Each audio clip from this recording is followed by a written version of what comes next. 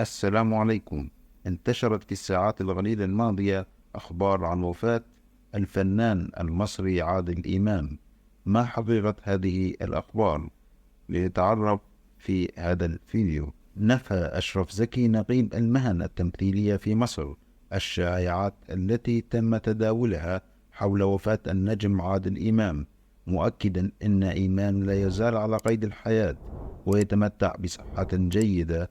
وأوضح زكي في تصريحاته للصحف المحلية إنه في حالة وفاة عادل إمام سيتم اتخاذ الإجراءات اللازمة والإعلان عن الخبر للجميع. من جانبه أكد عصام إمام المنتج وشقيق عادل إمام في تصريحاته لوسائل الإعلام المصرية إن شقيقه يتمتع بصحة جيدة، وإن الشائعات التي تم ترويجها ليس لها أساس من الصحة، مؤكدا إن عادل إمام بخير وبصحة جيدة.